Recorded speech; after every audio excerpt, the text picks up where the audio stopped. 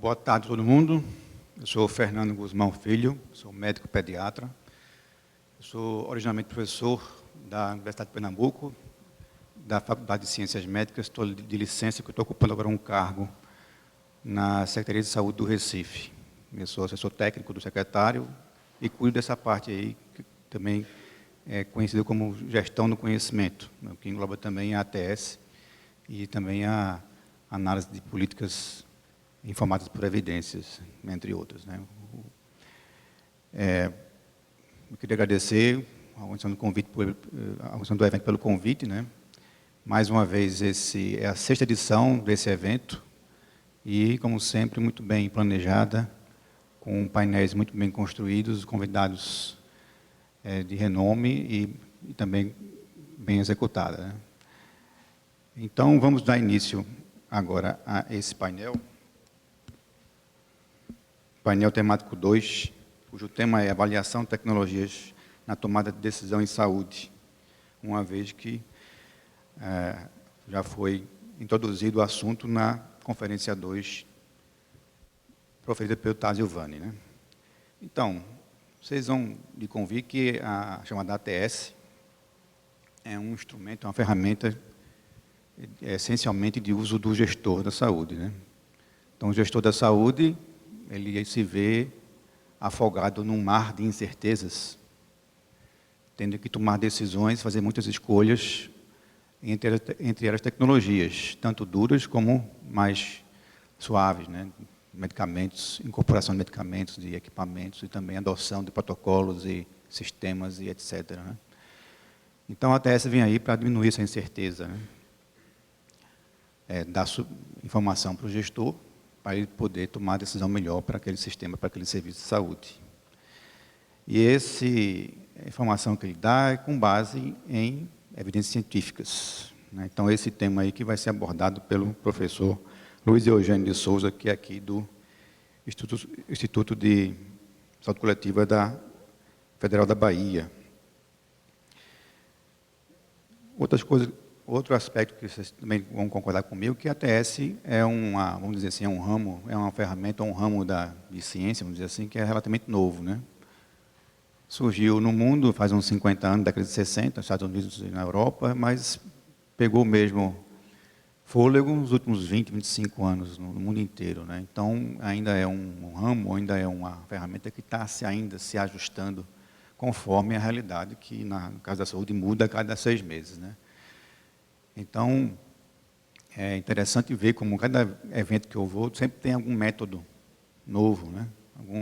Principalmente na área da economia, né? Econométrico ou não, né? Mas sempre que eu vou para algum evento tem alguma coisa que eu nunca vi falar na vida, que incorporam na ATS e passa a ser usada, né? Isso é um assunto que vai ser abordado, eu suponho, né? Que por Evelinda Trindade, que é da Secretaria de Saúde de São Paulo, né? E, por fim, tem até a ver com, eu acho, com a pergunta que eu fiz para o Tásio, né? Como é que na ATS aqui no Brasil, ou até no mundo, né? Como é que é essa inter-relação de quem faz ATS, né? As universidades, institutos de ensino e pesquisa, os governos, entidades governamentais ou não, né? E também serviço de saúde. Então, esse assunto, a Rosemary Almeida, da Federal do Rio de Janeiro, vai abordar também nesse painel. Bom, 15 minutos para cada um, não? Tá bom 15 minutos? Eugênio, então, por favor, pode começar. Bom, em primeiro lugar, quero agradecer o convite, a organização do evento, estar participando dessa mesa, né, ao lado de colegas tão ilustres como Rosemary, Evelina e o Fernando. E a mim coube, então, falar um pouco sobre a utilização das evidências científicas ou, como eu fui chamar, dos conhecimentos científicos, né? Evidência, acho que é uma má tradução do evidence em inglês, que significaria prova científica. A gente não teve coragem de falar de utilização de provas científicas, e aí utilizamos a evidência científica, que não tem sentido. Acho que trata-se, sim, da utilização de conhecimentos científicos na tomada de decisão em saúde, o esforço que nós precisamos fazer, e os estudos de ATS, de avaliação de tecnologia, são um exemplo. Bom, a primeira consideração a fazer ao estudar discutir a questão do uso do conhecimento científico na tomada de decisão, é a característica principal das organizações de saúde. A gente pode falar do processo de formulação das políticas de saúde, que é a sua complexidade. As organizações de saúde têm objetivos múltiplos, às vezes ambíguos e às vezes até contraditórios dentro de si mesmas. São organizações de caráter político, social, sofrem influências econômicas de toda ordem, comportam processos de trabalho extremamente complexos, ou seja, a autonomia profissional é fundamental. É preciso que os profissionais de saúde tenham autonomia para exercer a sua expertise, no sentido de atender às necessidades dos usuários, independentemente, o ideal que seja independente de constrangimentos de outras ordens, obedecendo apenas aquilo que as boas práticas profissionais recomendam. E o gestor precisa respeitar essa autonomia, né? O gestor não pode determinar um profissional de saúde o que é que ele deve fazer, que conduta ele deve adotar. Pelo contrário, deve lutar para preservar essa autonomia, o que torna aquele, né, conhecido, os custos hospitalares, 80% escapam à decisão direta do gestor, mas decorrem dos prescritores, do que os prescritores nos atos profissionais vão estar determinando. Então, além disso, a força de trabalho profissional com essas características, tecnologias sofisticadas, resultados de muito investimento em pesquisa, de um mercado que é oligopolizado, que, portanto, encarece. Os mecanismos de alocação dos recursos nas políticas de saúde, nas organizações de saúde, são variados, não são únicos. A gente conhece a complexidade de financiamento do sistema do serviço de saúde, a presença de interesses divergentes, múltiplos grupos sociais, segmentos interessados e os chamados stakeholders, né, as pessoas que têm algum interesse, que têm algum envolvimento com as organizações de saúde, são múltiplos e têm interesses às vezes divergentes, e são organizações que estão sob forte pressão da sociedade, em termos de desempenho, em termos de eficiência. Então, não são organizações de gestão simples. Aliás, alguns teóricos da administração consideram que os serviços de saúde e os aeroportos são das organizações de maior complexidade gerencial. A gente poderia, falando de política de saúde, distinguir pelo menos 3 níveis e 3 dimensões que se entrecruzam, e daí vocês podem imaginar a variedade de aspectos que uma política de saúde vivencia. Então, o nível macro da política de saúde ou da gestão da saúde, que se refere ao processo de formulação e implementação de políticas, o nível meso, que se refere à própria condução da organização. Então, o secretário de saúde, então aqui o representante da Secretaria de Recife, que está lá com o nosso colega também, ex-diretor do DECIT, o Jailson Correia, tem que, além de conduzir o sistema de saúde municipal de Recife, tem que conduzir a própria secretaria de saúde. Tem um setor de recursos humanos que só trata disso, de coisas internas da própria secretaria. E, finalmente, um processo de microgestão que se refere ao gerenciamento dos processos de trabalho, falar de equipe multiprofissional, falar de atendimento, o Tasso estava falando do melhor em casa, do atendimento domiciliar, enfim, todos esses processos que envolvem uma organização de saúde. E, finalmente, isso se cruza com as dimensões. Há uma dimensão política da gestão da saúde, seja no aspecto social, de interlocução com a sociedade, seja no aspecto institucional das relações intergovernamentais, né, município, Estado, União, etc. Há uma dimensão propriamente técnico-sanitária da gestão da saúde, aqui que tem a contribuição, a especificidade de cada uma das áreas. No nosso caso da saúde, a dimensão é sanitária. E, finalmente, os aspectos de administração, estrito senso, de material, processo de compras, processo de organização interna das organizações. Pois bem, então, um processo de tomada de decisão em organizações desse tipo é necessariamente um processo que lida com problemas mal definidos. O Fernando estava chamando a atenção da incerteza, mas, além da incerteza, tem a urgência. Então, o gestor é aquele que tem que decidir rapidamente num cenário de ampla incerteza. Dificilmente a gente tem aquele problema acadêmico, científico, de pesquisa, em que a gente fica, né, aqui os mestrandos, o doutorando sabem disso, ficamos meses definindo a questão de investigação. E todo mundo sabe que essa questão mais importante no processo de pesquisa é ter uma boa questão de investigação, seja uma questão bem definida, bem específica. Se for ainda possível transformá-la em variáveis, que aí você, inclusive, mede ela isoladamente do contexto, etc. Isso, enfim, seria o sonho de todo gestor, talvez, mas é impraticável na gestão esse nível de formulação de problemas. Então, os problemas são mal definidos necessariamente, racionalidades concorrentes, tem a racionalidade, no nosso caso, técnico-sanitária, mas a gente sabe também tem a racionalidade política. Então, quando a Secretaria de Saúde decide ampliar um serviço e não outro, isso decorreu não apenas de uma análise técnica, mas decorreu também de uma prioridade política definida pelo prefeito, pelo governador. Há racionalidades relativas, o exemplo que Reinaldo deu antes aí de Macaé ou São Francisco do Conde, a racionalidade, enfim, o lobby da indústria que consegue sensibilizar o prefeito de uma forma ou de outra, enfim, outra racionalidade que determinou a incorporação da vacina contra o HPV. E em todo o processo de decisão, além dessas lógicas, desses interesses, há também o papel das preferências, das simpatias, dos posicionamentos políticos, ideológicos, e assim por diante. A questão dos jogos de poder, toda a decisão está envolvida num cálculo situacional que envolve o acúmulo, a tentativa de acúmulo pelos diversos atores envolvidos no processo de decisão, cada um buscando acumular poder, e, obviamente, o contexto extraorganizacional onde está situado. Nós estamos vivendo agora com essa situação de crise econômica e política no nosso país, os efeitos internos nas organizações de saúde, isso é muito claro. Pois bem, essa complexidade, essa ambivalência, essa dificuldade de utilizar a razão, o conhecimento, a racionalidade técnico-administrativa pode ser reduzida, ou seja, o conhecimento científico pode contribuir para a redução ou para uma melhor abordagem dessa situação de complexidade e de ambivalência. Obviamente que a tomada de decisão, o conhecimento tácito, o senso comum, a intuição fazem parte, e é positivo e é necessário que assim façam. A gente não tem sistematizado, seria de uma arrogância irreal imaginar que todo conhecimento utilizado seria o conhecimento científico. Não, o conhecimento tácito, o senso comum, são uma fonte importantíssima de conhecimentos que os gestores utilizam no seu dia a dia. Agora, não tenhamos dúvida que o conhecimento científico tem uma contribuição significativa a dar, e nos parece que essa contribuição tem sido inferior ao seu potencial. E o conhecimento científico tem uma qualidade superior, porque ele passa, diferentemente dos outros conhecimentos, por um processo de validação institucional.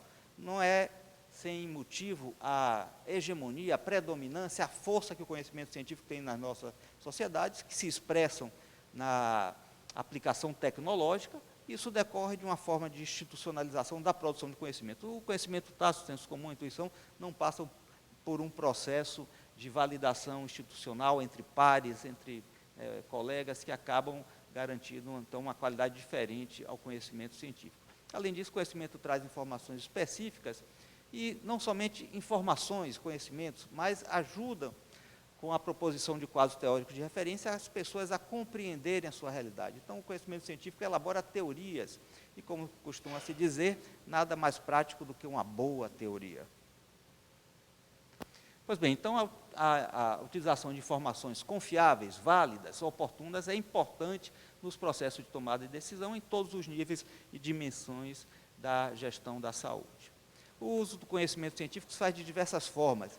Em geral, há abordagens muito, como eu diria assim, pessimistas, que acham que não se utiliza o conhecimento científico, que é muito pouco utilizado, que os gestores andam às cegas. Parece que é uma visão que adota uma concepção muito estreita de utilização do conhecimento científico, ou seja, uma concepção, que eu diria, instrumental de utilização do conhecimento científico, como se uma determinada pesquisa, ela, por si só, apresentasse uma determinada informação e essa informação fosse incorporada. Isso ocorre, mas, de fato, isso é raro acontecer. Na maioria das vezes, o conhecimento é utilizado como uma influência, como se manifesta como incorporação, se manifesta de forma inovação, às vezes de forma conceitual, muda a compreensão que um determinado gestor, que uma determinada organização tem sobre um determinado problema que ela enfrenta. Então, se nós, de fato, enxergarmos o processo de utilização do conhecimento como um processo mais amplo do que aquela utilização instrumental, em que você vai nas referências de uma determinada política, que tem, e aí encontra lá, o estudo tal foi utilizado nesse processo de formulação. Isso ocorre, mas isso é pouco. Me parece que há um processo de utilização difuso do conhecimento científico, que é muito mais importante do que essa utilização de tipo instrumental. Vários fatores influenciam o processo, né, influenciam o processo de uso, de utilização do conhecimento científico na gestão da saúde. Muitos aspectos relacionados ao próprio processo de produção do conhecimento, relacionado à forma como se faz ciência e os resultados desse processo.